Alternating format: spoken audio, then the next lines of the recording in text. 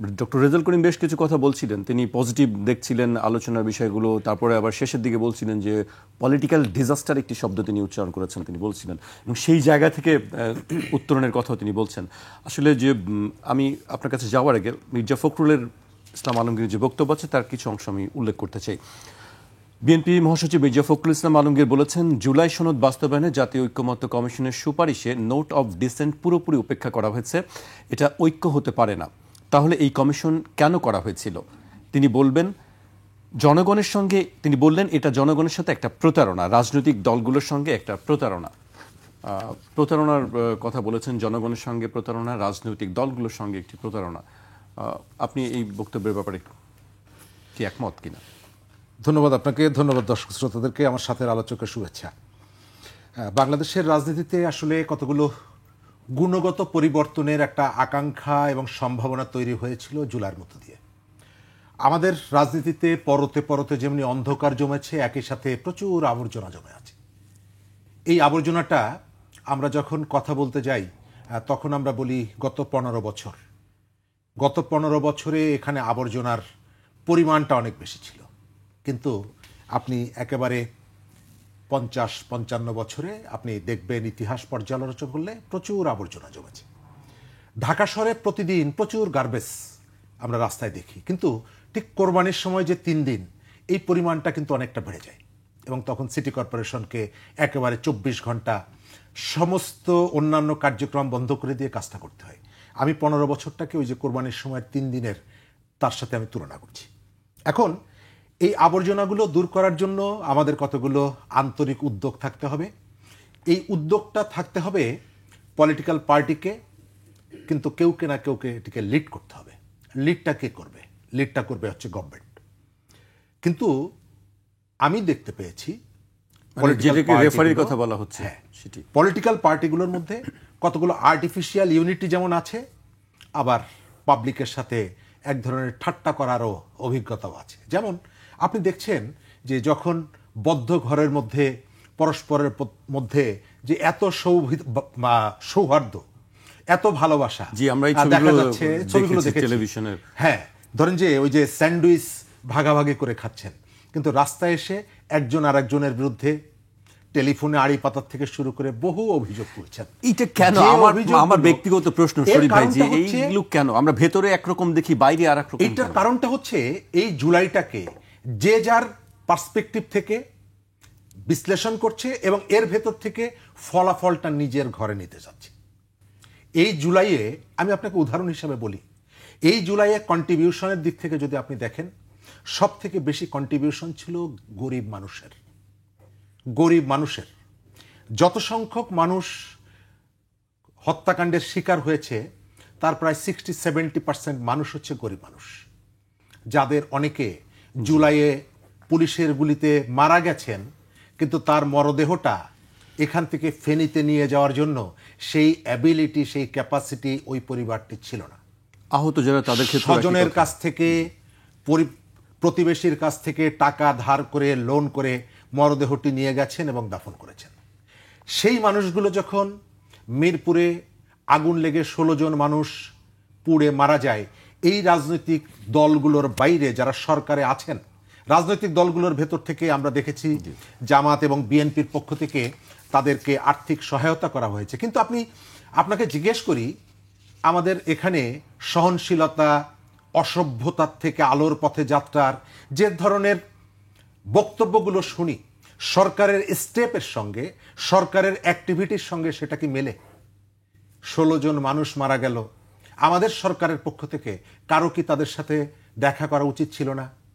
আজ থেকে 1 বছর আগে যখন পোপ মারা গেলেন, আমাদের প্রধান উপদেষ্টা তখন দেশের বাইরে, যাত্রা শেষ করে বাংলাদেশে না এসে তিনি পোপকে দেখতে ছুটে গেলেন এবং 3 দিনের রাষ্ট্রীয় শোক ঘোষণা করা হলো।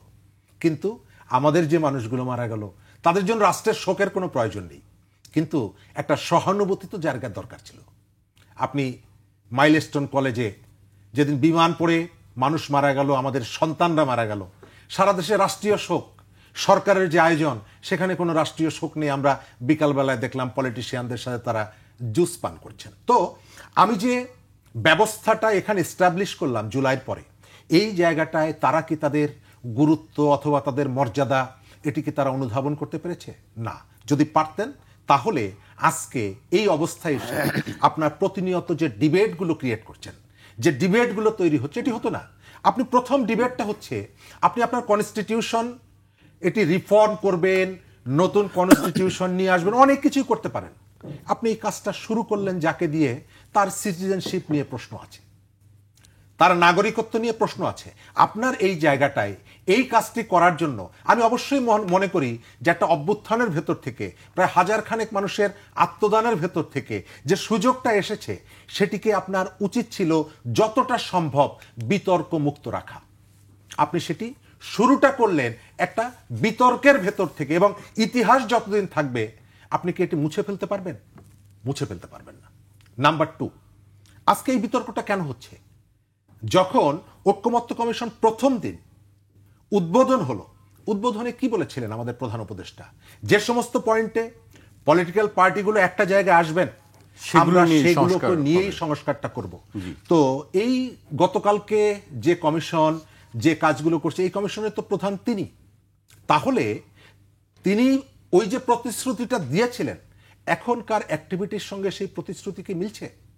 যে পলিটিক্যাল পার্টিগুলো আপনাকে 5ই আগস্টের পর সহযোগিতা তো করেছে, অস্বীকার তো করতে পারবেন না। বাংলাদেশের কোনো গভর্নমেন্ট, বাংলাদেশের কোনো সরকার পলিটিক্যাল পার্টির এতটা সাপোর্ট পায়নি, সাধারণ মানুষের এতটা সাপোর্ট পায়নি। সে বারবার দেখেছে সরকার তার যে প্রত্যাশা, সেই প্রত্যাশা অনেক জায়গায় ইচ্ছা করে পূরণ করছে না। তার সাধ্য থাকার পরেও সেই জায়গাগুলোকে অ্যাড্রেস করছে না। আমি বিএনপির অনেক জায়গায় সমালোচনা করতে পারি।